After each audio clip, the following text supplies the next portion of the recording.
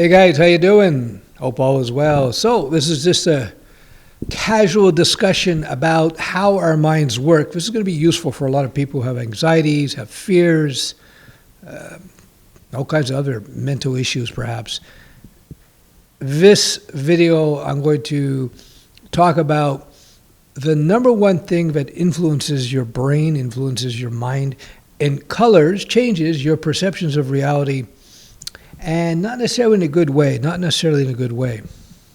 So what I'm talking about? I'm talking about your lizard brain, your lower brain, your primitive brain. This part of your brain dominates your life and you don't even know it.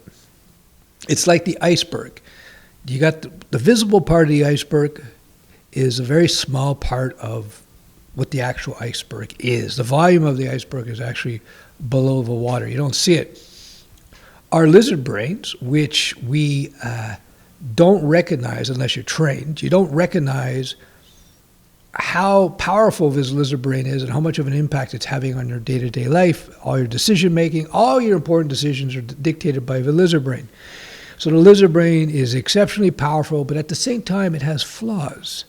You see, your lizard brain has no capacity for logic. It defines reality via association. What it associates with defines its reality. Beyond that, I can unpack that. You can go watch my Lizard Wizard course if you want to learn all about that. But beyond that, the lizard brain is always trying to save energy. So as a result of it wanting to save energy, it will it has a bunch of default behaviors that it falls back on, defaults where it doesn't do any processing of the environment. So if this happens, default, okay, well default, that's probably going to be the best way to go, and we just go that way without thought, without consideration. So people have figured out how to manipulate these default behaviors that our lizard brain falls back upon to save energy. And it can get you in trouble, it can lead you down bad paths, and so you have to train and understand. First, you have to learn about your lizard brain, understand the architecture, understand what makes it tick, understand the operating system of your ancient brain, which is the dominant brain by a long shot. So I'm not going to go through the whole program here, but the one thing I want to emphasize, and this is going to be useful for a lot of people, your lizard brain is designed to overemphasize potential threats. Think about in your life how many times you've had anxieties about this or that or the other thing, and it's bothering you. Oh my God, is this going to happen? Oh my God, if I don't do this, is that going to happen? Oh my God, we all have it, right? This is actually our primitive brain, our lizard brains, our ancient brains, doing this on purpose. It will artificially magnify potential and imagined threats. So keep that in mind next time you're having an anxiety attack, next time you're feeling fearful, next time you're worried about the future. Remember that your lizard brain is magnifying that threat by a huge amount.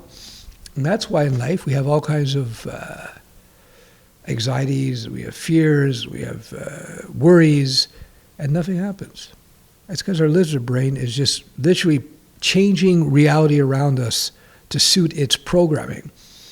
And its primary programming is fear, protect from threat. You see, the lizard brain is motivated by one thing. Number one, it wants you to survive. As a result, through the process of evolution, your lizard brain is basically, the biggest scaredy cats, the biggest chickens in our ancestors, the biggest chickens were the ones who survived. So we are the progeny, we are the descendants of the biggest scaredy cat chickens out there. Think of it this way. 20,000 years ago, 50,000 years ago, 300,000 years ago, pre-civilization, you're walking through the woods, and primitive human sees the bush rustle. So primitive human A sees the bush rustle and he goes, it's just a bush rustling, no big deal.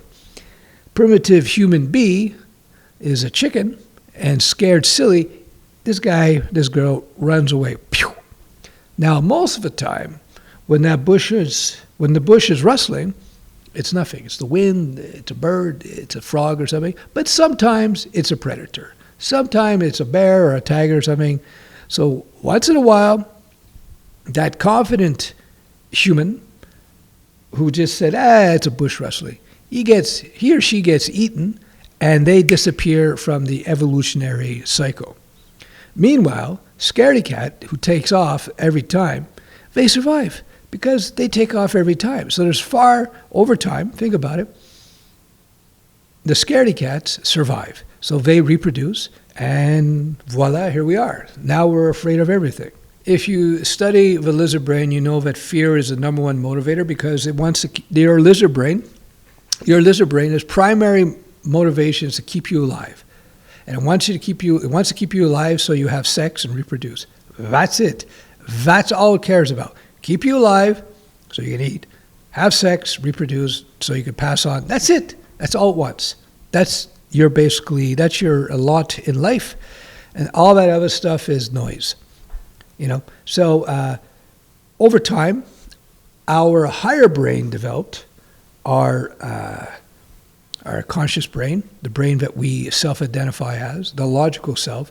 Now, the problem is that this higher brain is kind of recent in the evolutionary development cycle. It's a new brain, and it's not very powerful. It's very weak in terms of processing capabilities. It's very, very weak.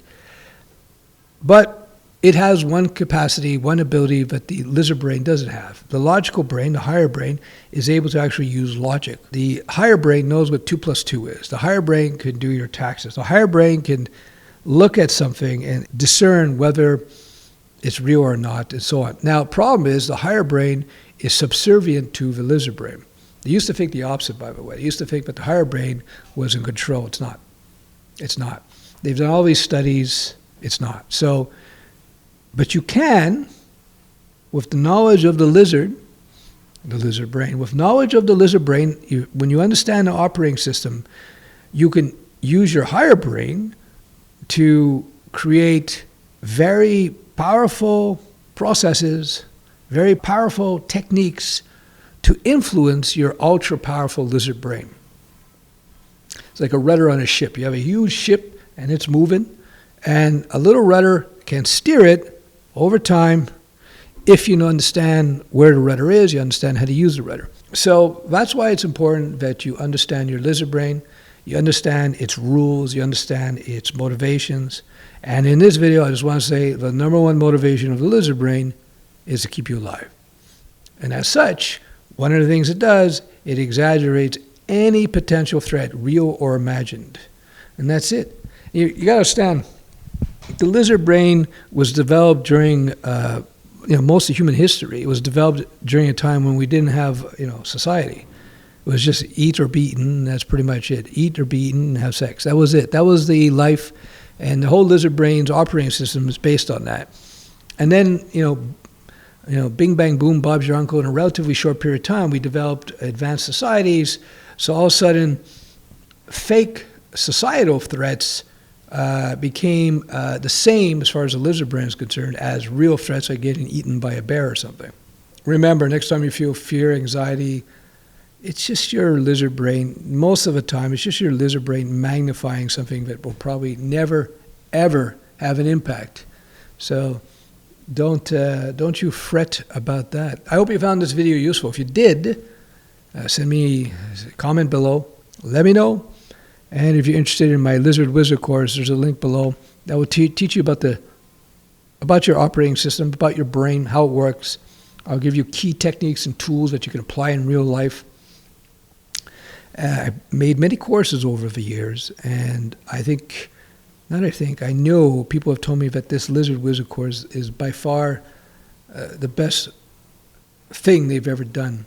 It's amazing what kind of an impact it can have on your life when you understand how your lizard brain works, you understand its motivations and so on. We'll talk soon. Bye-bye.